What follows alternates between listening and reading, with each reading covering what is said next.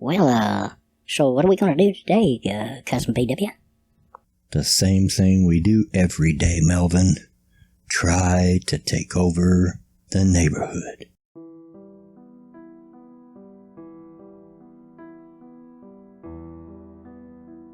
Hey y'all, Bloodwing here. Back to bring some grumpiness to your internet. We're going to do another episode of An Old Fart's Perspective, and this time the topic is what is termed commonly as first wave feminism. Before we get into that though, I want to ask that if you like these Old Fart Perspective episodes, please let me know down in the comments below. I'd like to make them a continuing series, but I want to make sure that you guys even like them to begin with. I'm a huge history nut, and that's a lot of what I'll be dealing with in these, history as it pertains to today's social justice, or that I feel that it does. So let me know if you like it. We'll keep going. But today we're going to look at, as I said, what's commonly termed as first wave feminism. Feminism today, when it's talked about, is commonly divided up into three waves. Some people are now wanting to put in a fourth wave. I've got my issues with that. I think the fourth wave is just a further push by the third wave. But at any rate, we usually have it divided into first, second, and third wave feminism. Third wave feminism being what we're dealing with today. Second wave feminism being back in the 60s, 70s, up into the 90s. But first wave feminism was much, much earlier. Now, I've been thinking about this topic for quite some time. A little bit ago, I was involved with a collaboration effort with Danny the Dingo on his channel, along with Brother Bear and Rationalist Yoda. And we were poking fun at Angry MGTOW. Now, in one of his arguments, well, in several of his arguments actually, and one of the things that he seems to most have against bigger anti-SJW, if you will, channels like Undoomed, Bearing, Sargon, Armored Skeptic, and so forth, is that they don't denounce first and second wave feminism. And he's right, they don't. And I pointed out to him and debunked in those videos, and you can go see those. They're over on Danny's channel, and also I think on Brother Bear's and on Rationalist Yoda's channel. I haven't put it on mine yet because I felt Danny done the lion's share of the work, doing all the editing and so forth, so he deserves the credit. But you certainly should go over and look at it. It's a little bit long, but it's worth it, and we tried to keep it humorous. But in doing that, it got me thinking about just what do people today think about first wave feminism. And it may surprise you, some of you, that I have very little problem with first wave feminism at all. As a matter of fact, that's the reason I have so much problem with third wave feminism, or part of the problem. So we're going to take a look at just what first wave feminism was, how it perhaps got started, and what it accomplished. And hopefully you'll learn a little something as we go along. Now, normally when I talk about something historical or something, I would normally put links into the description on where you can find all this information. But honestly, I had to garner the information from a billion different places off the internet, because not any one site was completely historically accurate. So I will pose it to you as a challenge to please go and search it for yourself. It's easily searched, just as I did. It is just going to take you some time. So my information has come from just so many places I couldn't possibly list them all. It'd be a page long. And as always, I never condone taking my word for it. I don't want you to do that. I want you to search on your own. I want you to make the effort to see for yourself. Don't just listen and believe. No, we don't do that here. In fact, you're more than welcome to disagree with me or point out a mistake that I might make. I'm not perfect by any means. But anyway, let's delve into this thing. Now, there's a lot of disagreement on just when first wave feminism started. Some would put it into the 1700s. Some would put it as far back as the 1500s, and some would even go all the way back to ancient Greece. I'm not going to argue the point on exactly when it started, and particularly because what I'm going to focus on, being an American, is first wave feminism in America. Now, it was a phenomenon that happened pretty much simultaneously across the world, and even to a lesser extent in Russia and China during the early part of the 20th century. But I want to focus on exactly what happened here in America. And you can find, like I said, you can find parallels of it in Britain and Germany and France and so forth. In fact, the term feminism comes from France. Many of these early first wave feminists did not call themselves feminists until late into the suffrage movement when it was imported over from France. So, America, how did it get started? Most people would probably agree that it started with the Seneca Falls Convention in July of 1848. It was during this convention that activist Elizabeth Cady Stanton and Lucretia Mott fought for women's right to vote in the United States, which was a privilege that at that time was reserved for white males. And there seems to be some misunderstanding as well about that. By the 1850s, the last state passed the last state to pass a law that granted all white men, regardless of whether they owned property or not, the right to vote. What happened in 1870 was the rights given to people of color, freed slaves, the right to vote. White men already had it since, like I said, the very last state to pass such laws was in the 1850s, before the Civil War. Because I've heard some, and we won't say who, but you all know who,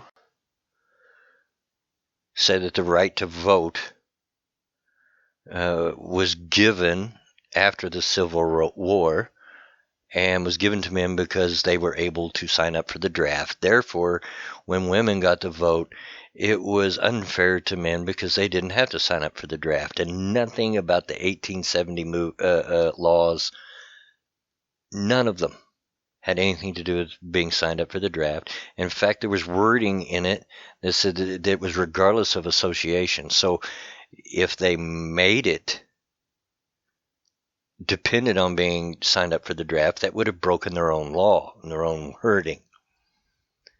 So people that have that misunderstanding are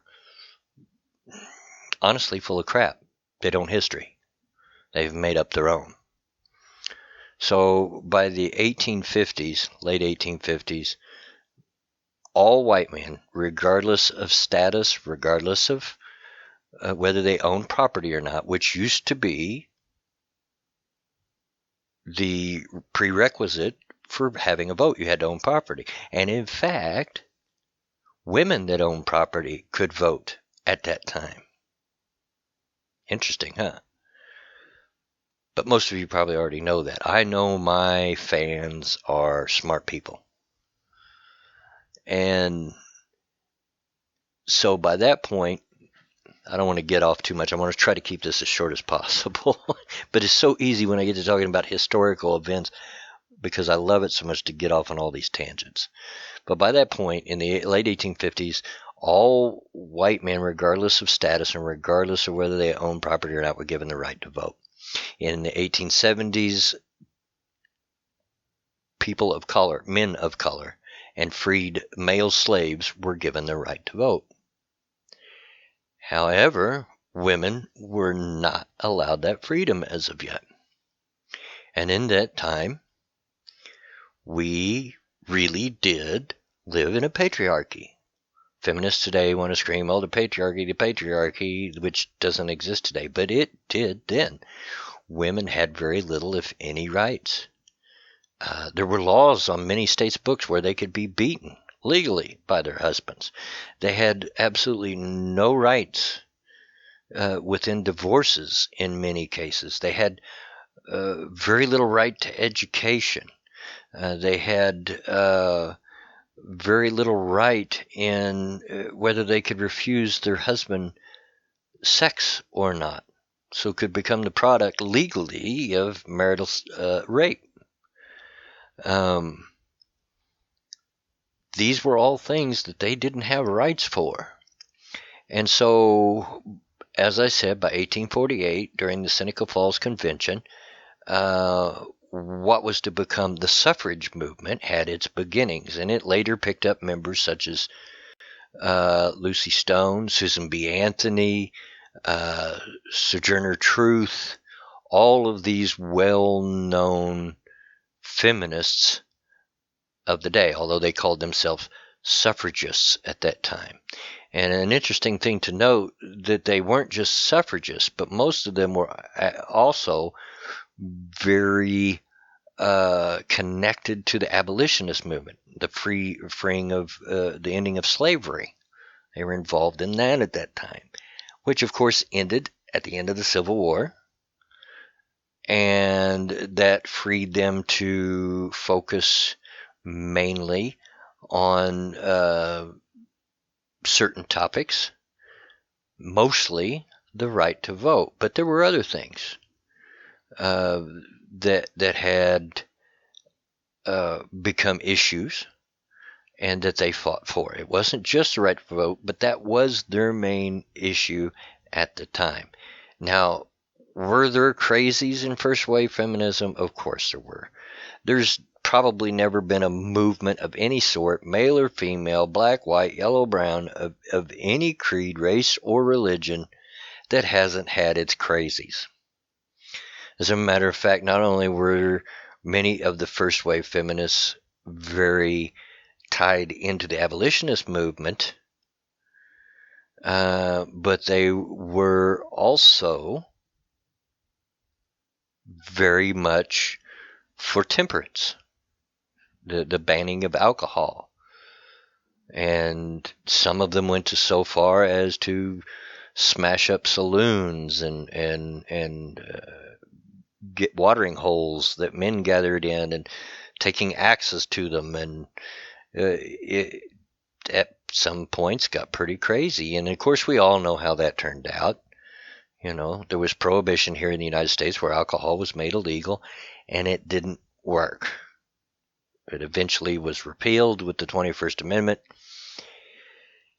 and it didn't work. So yeah, there was the crazy fringe. There always is, and I don't care what movement you're talking about.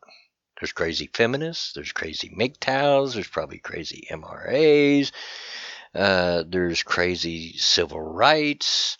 It doesn't matter. You're going to have your fringe element, no matter what. But for the most part, they were fighting for something that was completely necessary. In addition to fighting for women's rights, and as I've already mentioned, they fought for education and temperance. They also fought for child labor reform. And, in those days, you might find a child as young as 5 or 6 working in factories. So they advocated that's a good thing. And already stated education for women, marriage laws that gave some protection to women, because at that time, the script was flipped. Men had all the rights in divorce. And in fact, women often didn't have the right to instigate divorce, not even for adultery. She just had to stay married and put up with it. So they advocated for the right to divorce for adultery in some cases. They advocated for the right to at least have a chance to have the children and to maintain their own property. And so things that they did not have then. Now, yes, it has gone too far in many cases today. I actually live in what would be termed a woman's state. Here in Indiana, chances are if you go through a divorce, it's going to be the woman that gets the right to the children. And that's not always a good thing. I don't think we should automatically assume that the woman is the best parent automatically in case of divorce. But that's not a fault of the first wave feminists, or as they called themselves, suffragists. It's not their fault that it went too far. What they advocated for was something that was very necessary. They did not have the vote, and they should have. Children were in bad working conditions, and they needed to get out. Slavery was terrible, and it needed to end. Women should have the right to education, just like a man. They should have rights, equal rights, in a divorce with a man. And these were the kind of things that first wave feminism fought for and won. With the 19th Amendment, they won. Now, some would argue that it ended pretty much then, about 1920, but it kind of stayed alive a little bit underneath the radar up until the 60s, to where you had what was termed the birth of second wave feminism, and I won't get into that here. That might be a future video. But for the most part, most everything that first wave feminism stood for, or the suffrage movement stood for, was accomplished. They challenged the status quo. They raised a lot of eyebrows in their day, by coming out of the kitchen and behaving in a way that a proper woman shouldn't behave. Even some of them even got arrested, and they picketed and they spoke out and were outspoken, and these are things that at the time were considered terrible. Today we look back as it's nothing, but you can look back at first wave feminism and see that although there were some crazies, that for the most part, what they were advocating were really, truly good and needful things. And once they got what they wanted, the passage of the 19th Amendment in 1920, which gave all American women the right to vote, they pretty much got quiet. They won their battle, what they were for. Now, at that time, yes, there were some that were pushing for abortion rights and things like that, things that we more associate with second wave and third wave feminism. But for the most part, they stayed focused on the one purpose. They came together on that one purpose, and like I said earlier, it's debatable on when feminism per se started, but I can say with all assurance that it was the 1800s worldwide that it actually came together as a group and became a movement instead of individuals here and there and maybe small groups here and there. There were larger groups, and some smaller groups were taken over by larger groups, and they all fought together, even though they disagreed on some points. They all fought together to get the right for a woman to vote. And women deserved that right regardless of how you feel. I'm an advocate of egalitarianism. I believe in equality across the board. I don't want to see men over women. I don't want to see women over men. I don't want to see white over black. I don't want to see black over white. I want to see equality. And I believe that we live in a time of egalitarianism, regardless of what the regressives would try to tell you. But I hope in this little talk that you can see that there really wasn't anything bad about first wave feminism to pick on. So of course, anybody with a brain, like like some of the major anti-SJW content creators like Bearing and Doomed, Sargon and Armored Skeptic, are not going to put down first wave feminism because there's really nothing there to put down. It was a good thing. It was a good thing. And it was needful at that time. Women truly did live in a patriarchy at that period in time. They truly were not much more than just property.